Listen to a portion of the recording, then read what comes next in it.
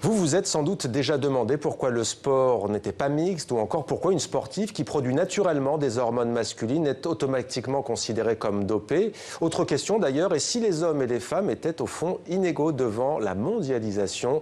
La réponse, elle se trouve dans une somme de plus de 700 pages. La première encyclopédie du genre, si je puis dire, en langue française. Avec nous pour en parler, Juliette Rennes, bonsoir, merci d'être avec nous. Vous êtes sociologue, professeur à l'École des hautes études en sciences sociales et vous avez co-dirigé donc cette encyclopédie critique du genre aux éditions La Découverte. Pour bien poser les choses, pour que l'on comprenne bien, c'est quoi au juste la notion de genre? Alors, pour répondre par, disons, une définition du champ, le genre, c'est d'abord une question de recherche qu'on pose au monde social. On emploie souvent des images comme employer les lentilles du genre, les lunettes du genre, la perspective du genre, c'est-à-dire qu'il s'agit d'observer le monde social, par exemple un univers professionnel, en posant la question de la façon dont s'organisent les rapports entre les sexes, les relations entre les femmes et les hommes, mais aussi comment le féminin et le masculin organisent, par exemple, l'espace, les normes, quelles sont les normes auxquelles répondent les femmes et les hommes? Est-ce qu'il y a une hiérarchie entre les personnes organisées par le féminin et le masculin? Donc c'est poser un ensemble de questions à tout phénomène social. Et longtemps, les sciences sociales ont été aveugles au genre, c'est-à-dire qu'elles étudiaient le travail, un monde professionnel, sans poser ces questions-là. Donc si l'on comprend bien, le genre, ce n'est pas le sexe, ce n'est pas d'un côté le genre masculin, d'un autre côté le genre féminin. C'est plus compliqué que ça. C'est-à-dire l'origine du terme en français est grammaticale, le genre féminin-masculin, mais le genre, c'est d'abord un système qui organise le monde social et qui organise l'ensemble du monde social à travers des catégories de féminin et de masculin, et non pas seulement les personnes, mais aussi les objets, l'espace, par exemple. Alors on précise qu'il y a 80 personnes au moins qui ont contribué à cet ouvrage, une soixantaine de notices, un ouvrage qui traverse tous les champs de la vie humaine, mais il y a quand même 3 axes qu'on peut dégager: le corps, la sexualité et les rapports sociaux dont vous avez parlé. Pourquoi ces 3 dimensions?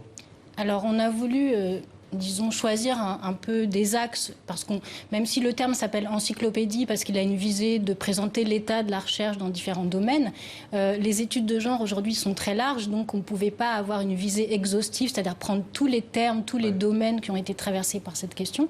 Et corps, sexualité, rapports sociaux, c'est une façon de partir des renouvellements les plus récents des études de genre, c'est-à-dire on a voulu partir non pas de l'histoire des 40 ans des études de genre, mais de l'ultra-contemporain. Qu'est-ce qui a changé ces 10-15 dernières années dans ce champ de recherche qui est maintenant assez ancien.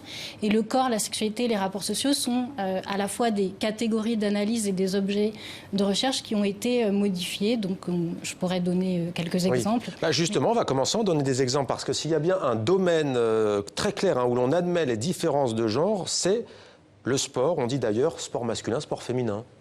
Oui, alors on l'admet ou alors on la constitue, on contribue à la créer, c'est-à-dire que le sport est organisé par cette différence, disons, entre les sexes, et quand des personnes sont pas tout à fait classables dans cette bicatégorisation femmes-hommes, elles rencontrent un certain nombre de problèmes.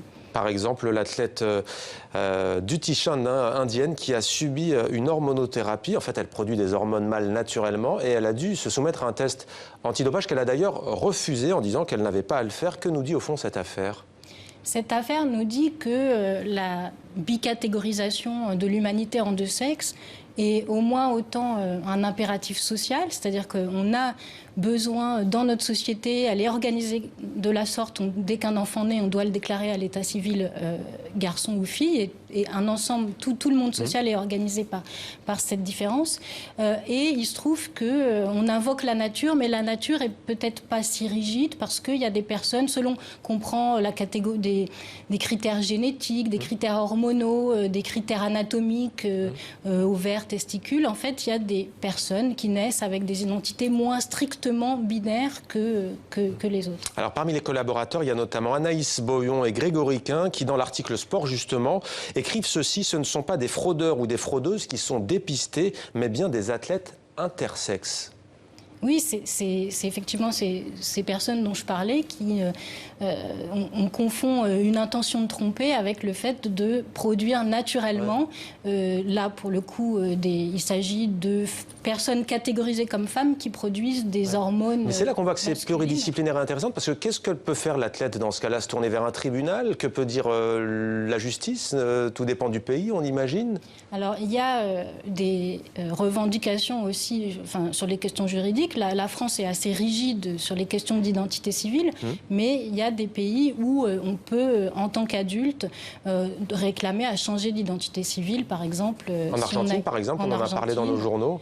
Si on a été déclaré femme à la naissance et qu'en fait, avec l'évolution, on se rend compte qu'on a un corps plus proche des normes de la masculinité, ou bien que psychiquement, on s'identifie et on se reconnaît plutôt comme garçon, on peut changer de sexe à l'identité civile et on se rend compte que en fait, ça ne pose pas de problème sociaux majeurs. C'est-à-dire qu'il y a une grande peur par rapport à ces questions. En réalité, ça ne gêne personne qu'il y ait cette pluralité d'identité. Alors votre livre, cette encyclopédie, soulève aussi des questions incroyables, insoupçonnées. On découvre notamment que dans certaines sociétés, les garçons et les filles ne mangent pas de la même manière. Certains ont à l'alimentation, certaines ont une autre alimentation. Du coup, les muscles qui se développent sont différents. Certains vont se développer plus que d'autres. Et après, on considère qu'au fond, c'est inné, que c'est naturel. Oui, alors, vous avez dit dans certaines sociétés, je dirais que dans toutes les sociétés, y compris la nôtre, il y a des normes d'alimentation qui sont assez genrées. Il suffit si vous passez une après-midi dans une brasserie à regarder ce que commandent les femmes et les hommes, on voit bien que les normes corporelles étant très différentes, les femmes et les hommes aussi intériorisent ce qu'ils préfèrent. Mais ça veut dire aussi, plus de viande et plus de protéines chez les hommes, par exemple, que chez les femmes? Par exemple, plus de gras, plus de protéines, ce qui a aussi des effets à long terme sur la santé masculine. C'est-à-dire là aussi, on peut parler des coûts des normes masculines, puisque finalement, les normes d'alimentation plus vues comme viriles ne sont pas forcément les meilleures pour la santé. Mais donc, effectivement, prendre l'entrée de l'alimentation pour travailler le genre est intéressant parce que ça montre que nos corps, vus comme naturels, sont aussi l'effet de pratiques sociales dont l'alimentation fait partie. Alors l'une des questions posées aussi est très intéressante. Les hommes et les femmes sont-ils égaux devant la mondialisation? Là, on est dans la question sociale, du travail, sans doute des salaires aussi. Oui, alors la mondialisation, il y a effectivement plusieurs façons de l'aborder en rapport avec le genre. Dans la mesure où la mondialisation est liée à des processus de migration transnationale, elle a aussi favorisé la migration des femmes. Et ça a été un phénomène qui s'est développé ces 20 dernières années. La féminisation de la migration est liée notamment à des métiers de service, les métiers que les anglo-saxons appellent du care, du soin et de la sollicitude aux personnes âgées, les activités de ménage, les activités de garde des enfants. Et ce que montrent les auteurs de cette encyclopédie qui s'intéresse au phénomène de mondialisation, c'est aussi la façon dont la mondialisation a renforcé certaines inégalités entre femmes. C'est-à-dire, effectivement, la mondialisation a des effets sur l'inégalité entre les sexes parce que les femmes sont plus présentes parmi les travailleurs pauvres, par exemple, ou qu'elles dépendent plus de l'état social. Mais elle a aussi des effets sur les inégalités entre femmes, au sens où les femmes des pays riches profitent d'une certaine manière de la venue de migrantes de pays pauvres. On voit notamment avec des gouvernantes venues d'Asie, des Philippines, par exemple, qui travaillent au Proche-Orient, notamment. Voilà, pour les familles de la grande bourgeoisie, d'avoir des gouvernantes, mais même les classes moyennes, c'est-à-dire de faire son ménage par des femmes migrantes, faire déléguer le fait de s'occuper de ses enfants ou de ses vieux parents, permet finalement à des femmes occidentales d'accéder plus facilement à des métiers valorisés. Et ce qu'on a voulu aussi faire dans ce travail collectif, c'est de penser ensemble différents types d'inégalités. C'est-à-dire les inégalités liées au genre, en fait, sont de plus en plus envisagées en relation avec celles liées à la classe sociale. Vous le dites, la couleur de la peau ou encore l'apparence physique, la santé et l'âge. Il y a aussi, on va maintenant venir à une question sans doute plus d'actualité qui a agité ces derniers mois, ces dernières années, en tout cas en France, le débat public, c'est celle de ce qu'on appelle la théorie du genre. C'est quoi au juste et pourquoi est-ce que c'est aussi passionnel ? Alors, on a beaucoup entendu parler, par exemple, ceux qui disaient qu'il fallait qu'une fille joue avec tel ou tel jouet, des garçons avec d'autres. On a parlé des couleurs aussi, le rose, le bleu. Il y a effectivement beaucoup de confusion autour de cette notion de théorie du genre. Elle est souvent employée de façon péjorative par ses adversaires qui veulent réduire les études de genre et ce champ de recherche qui existe depuis 40 ans à une théorie au sens de des éléments spéculatifs qui seraient totalement détachés d'enquêtes empiriques, ce que ce livre montre totalement faux, puisque la théorisation du genre est liée à des enquêtes. En fait, il y a beaucoup de craintes autour des effets de ces travaux, simplement parce qu'ils montrent que, effectivement, ce qu'on voudrait considérer comme naturel est l'effet de l'éducation, de la transmission de normes qui pourraient être autrement. C'est-à-dire les études de genre ouvrent des possibles en montrant que ce qu'on voudrait considérer comme naturel est en fait le résultat de rapports sociaux. Mais pour les adversaires de la théorie du genre, on a le sentiment qu'ils se disent que ça peut déstabiliser une société, notre société. Pourquoi ? Et dans quel champ, en fait ?